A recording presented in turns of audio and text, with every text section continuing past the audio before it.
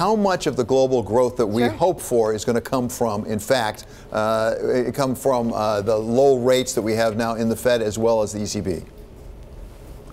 Well, it's such an interesting moment right now because the central banks have really almost en masse stepped back from the line and gone to a very dovish stature. They've almost all said that they're just not going to raise rates anytime in the near future. And not because they see negative economic surprises coming, not because they see the economy slowing down, but because they want to foster growth and they want to create a little bit more inflation.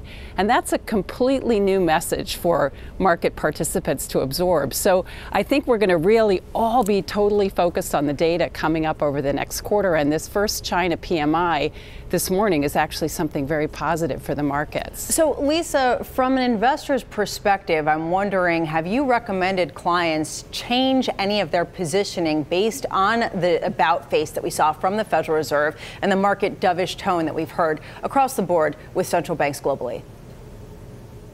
We did see the pivot that happened earlier this year really as a sigh of relief for the markets. But that being said, we really are continue to advise our clients to stand pat on their allocations, meaning that whatever their strategic allocations were to equity and fixed income, that we recommend that they just stay in place at those targets. And the reasons why, even though that central bank positive messaging was a boost for the markets, was because on the one side, while you have some positive factors going there, there are still a number of risk factors out there present in the markets, chief of which is the number of geopolitical risks that are out there. And in addition, we're really at a fulcrum point with that economic data. So what we've seen is a nice slowing but growing trend and a little bit of plateauing, but it's really going to be key on what's going forward. And so ahead of getting a little bit more on the second quarter, both bottom up and top down data, we feel it's best to stay at that neutral position.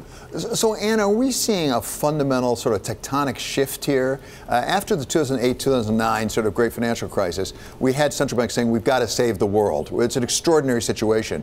Now we think we're past that extraordinary situation, and yet we have central banks basically not only following the markets, but even trying to lead the markets. Have we ever had that before, Anne?